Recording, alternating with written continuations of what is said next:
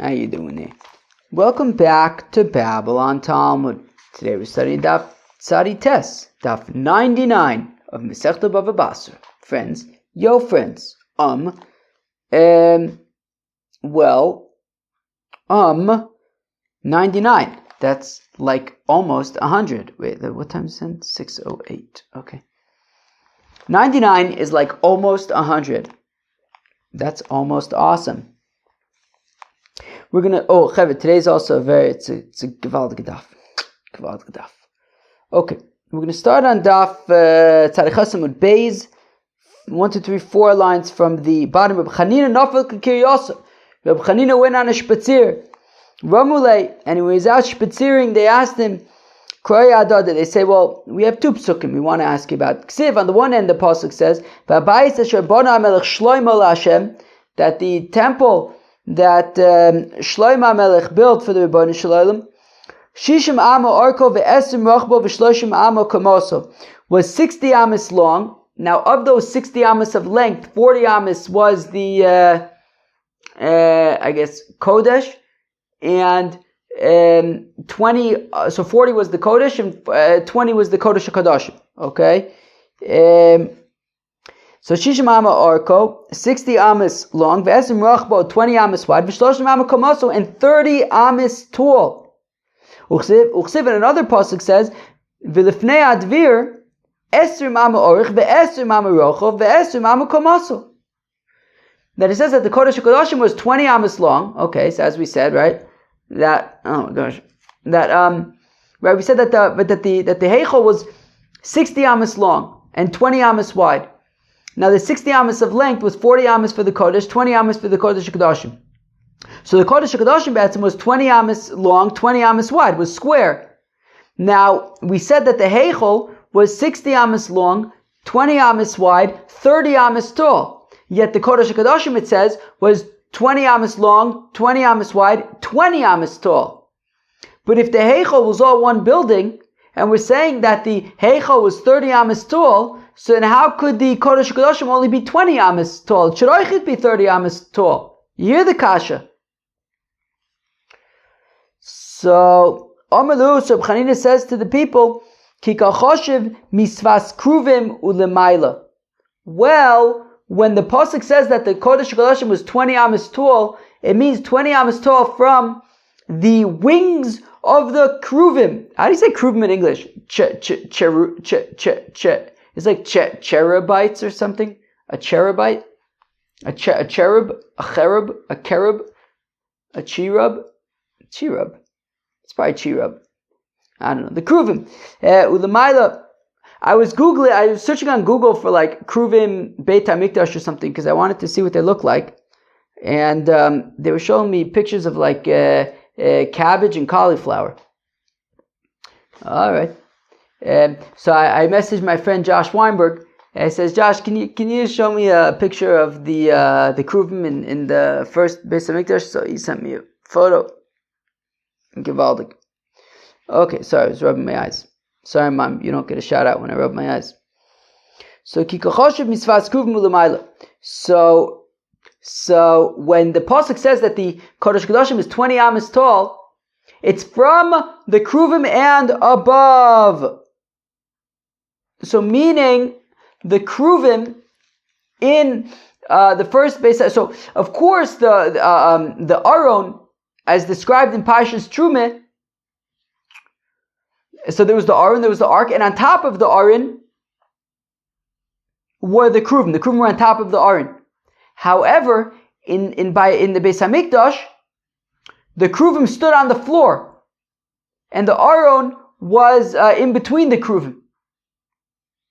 So the kruvim stood on the they stood on the floor, 10 amas tall, and they had these wings. There were two kruvim. Each kruv. I don't know, either way we go. Either we go with kruv or kruvit. It either means cabbage or cauliflower. I'm going to tell you. Each kruv, or kruvit, well, maybe there was a boy and a girl, a kruv and a kruvit. I don't want to... Let's focus on the Kodesh HaKadoshim over here. Okay, so the kruvim in the Kodesh Kodashim. So they were 10 amas tall, and they had wings, and each wing was 5 amas wide, and there were 2 kruvim. So be'etzim 5 amas and 5 amas for each one, plus another one, so 20 amas wide. Be'etzim, right? So each kruv had its wings extended, 5 amas in either direction. The 2 kruvim were, I guess, one next to the other, I guess, essentially. And they each have 2 wings, 5 amas each. 5 times 4 is 20. It's 20 amas. Okay, so the kruvim were 10 amas tall. So above the wings of the kruvim to the ceiling was another 20 amas. Okay, why is this important to teach us? One pasuk says that the height of the heichal was 30 amas. The other one says 20 amas. Why does it say 20 amas? Well, from the top of the kruvim and up is 20 amas. Okay, what's the big chiddush? Okay, why is that so important? Now, Kamashman is teaching us limato kilimaila, that below the wings of the kruvim was just like above the wings of the kruvim. Malimaila ein mishamish klum, or maybe it's mishmish. Mishmish is a apricot. Cabbage, cauliflower, apricot. It's very healthy daf. Akoponim. Saturday, maybe it's mishamish. So mala ein mishamish klum, aflamata ein mishamish klum. So this is very, very interesting. So just like above the kruvim, oh my gosh, Chaver, there's like this illustration on in Rashbam on the daf. It shows like the kruvim. I keep on thinking it's a bug. I have like a bug on my Gemara. It keeps on like what is that? Akoponim. So just like above the kruvim, for the 20 amas above the kruvim, it was uninterrupted space. There was nothing above the kruvim. It was uninterrupted space. So get a hold of this. Also below the kruvim, below the wings of the kruvim, the 10 amas below the wings of the kruvim was uninterrupted space. How could that be? What about the aron? What about the body of the kruvim themselves? Right? The wings were on either side of the body. Where did the body go? So just like above the wings, there's gunish, there's nothing. So Eichid below the wings, there's nothing over there. It's just empty space. Misayla the Reb Levi, and this supports Reb Levi, the Amar Reb Levi, Beitem Reb Yechanan, that the following is a tradition from our fathers: Makim Arin Ukruvim Eino Min Hamida. That the place in the Kodesh HaKadoshim occupied by the ark, by the Arin, as well as by the body of the kruvim, was non-existent. They didn't take up any space. In a price like this, Aron Shasa Moshe, that the ark that Moses made, Yeshlo Rebach Eser Amis L'chol Ruach V'Ruach. In each direction there were 10 amis. Now, if in each direction is 10 amis, then there's no room for the Aron itself, because we said that the Kodesh HaKadoshim itself was 20 amas by 20 amas. So if you have a full 10 amas in each direction, then where did the Aron itself go? That's the chiddush. That's the pele. That also the kruvim were standing there in the Kodesh HaKadoshim as a complete miracle, because there was no room for the body of the kruvim either. Shenemar, the pasuk says, that each of the 2 wings of the kruvim, each one was 5 amas. So each kruv had 2 wings, so each kruv was 10 amas wide. Eser amas miktzos knafa vaktzos knafa, right? 10 amas total width. And if there are 2 kruvim next to each other, well then gufayu echahavu, then where were their bodies? Where did they go? It was a miracle. They didn't take up any space. Wow. So now we have a whole bunch of questions that are going to go unanswered. Maskif la Abaye asked, but wait, why does it have to be such a miracle for the Kruvim? Viduma bolting kitanagol and avu. Kaime. Maybe the wings of the Kruvim were like the wings of a chicken, right? That I don't know how I'm going to describe this, but like the wings, I'm also no chicken expert. Dennis is also our chicken expert, right? Dennis, you're right. Did you not have a chicken farm in the family?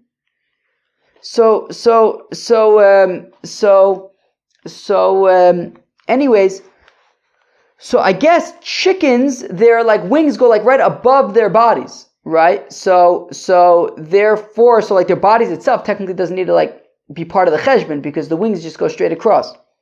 There's no like space for the body technically. Yaakov, did I skip? I definitely skipped. Rava asked, additionally, who says that the Kruvim were like in a straight row so that it was like, the tips of one of the Kruvim was touching the tips of the other Kruvim? Maybe they weren't like overlapping. Maybe they were overlapping. Yaakov asked, if I understand correctly, maybe they were in the hypotenuse of the Kodesh HaKadoshim, right? So meaning the walls of the Kodesh HaKadoshim were each one were 10, but from one corner to the other would be more than 10. Pythagorean's theorem. Where it's gonna come up again in another few daf, maybe another 2 days from now, 3 days from now. Pythagorean's theorem is gonna come up Nachamo.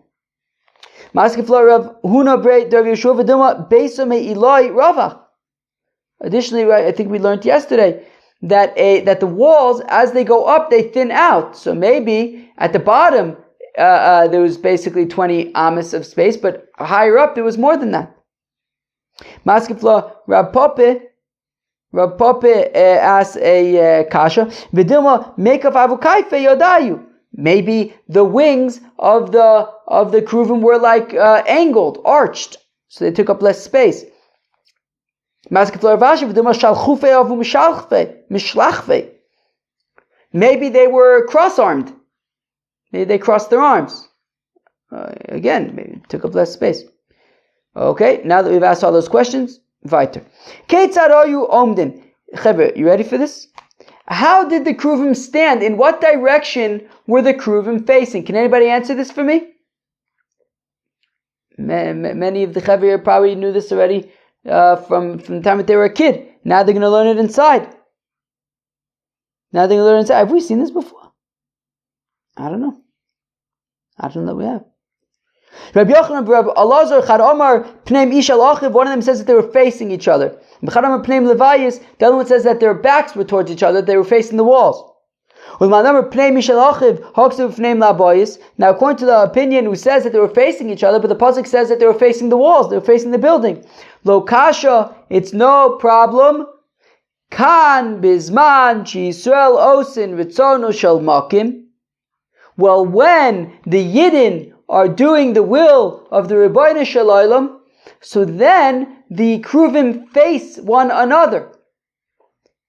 Kan b'makom she'ein Yisrael eisin v'tzeine shel makim.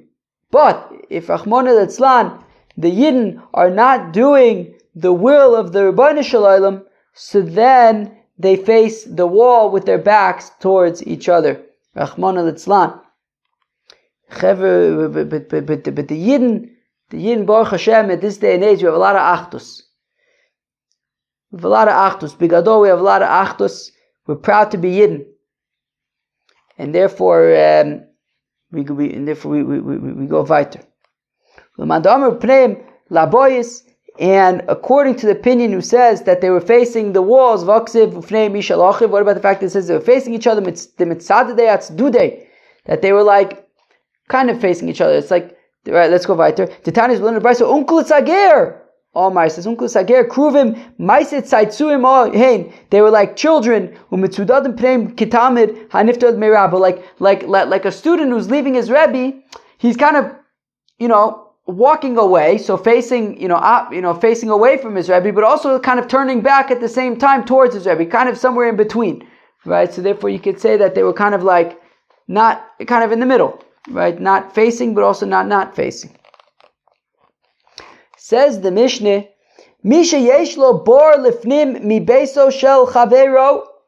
If Ruvain's pit is in Shimon's house, it's like we learned about in I think Perek HaMocher Sabois.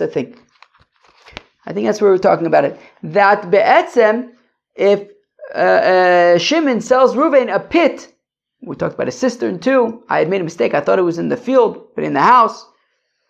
So Shimon sells Ruvain a pit in his house, says the Mishnah. Nichnos b'shashe derech b'nei adam nichnosim v'yotze b'shashe derech b'nei adam yotzin. So when can Reuven access his pit that he bought? Right, Reuven buys a pit that's inside Shimon's house. So how does he get to his pit that he just bought? Well, he can go in during normal business hours, during the daytime. Betzim, he can go and go to his pit, but not during the nighttime. So you go in when sort of it's normal for people to go in, and you go out when it's normal for people to go out. Don't bring your animal into, Reuben shouldn't bring his animal to Shimon's house so that the animal can drink. Rather, fill up a pail of water and bring it outside to the animal. And each one makes a lock to get into the pit, right? So the pit is, in a room or something. There's a door with a lock on it. Reuven puts a lock on the door. Shimon puts a lock on the door. Posachas leicha. And where are these locks to? Rabbi Yochanan Shneim Labor, that they're both going into the pit, with where the pit is. B'shlama balabor, b'yishtamur ma'id debori. So I understand why Reuven would want to put a lock on the door to make sure that Shimon can't come in and take his water. Why does Shimon need a lock preventing Reuven from getting in? Well, because Shimon wants to make sure that Reuven isn't coming into this house at any time that he wants, when maybe Shimon's not home and his wife is home. He just doesn't want to go there. So therefore, each has a lock. Shimon's got a lock on the door, Reuven's got a lock on the door, and Be'etzem, in order to get in, both Reuven and Shimon would have to be available, and that way, they agree on the time to come in, and they do it that way. Says the Mishnah, Mishayeshlo Gino Lifnim Miginoso Shel Chaveru. So if Reuven's garden is inner than, Shimon's garden, meaning that Reuven needs to walk through Shimon's garden in order to get to his own garden. And we're assuming right now, that what it means is that Reuben needs to mamish walk through the middle of Shimon's garden. Mamish needs to walk through the middle of Shimon's garden in order to get to his own garden. So nichnas b'shash derech b'nei adam nichnasim v'yotzev b'shash derech b'nei adam yotzim. So Reuben can go to his own garden and walk through Shimon's garden at a time when people are normally out and about. Where am I? And he leaves when the people normally leave. He's got to kind of respect that sort of limitation. Reuven can't bring via Shimon's field mongers. He shouldn't use Shimon's field as like a shortcut to get to his other fields. Right? Reuven can't use Shimon's field as a shortcut to get to his other fields. And this path that Reuven takes to get to his own field, Shimon could plant on it.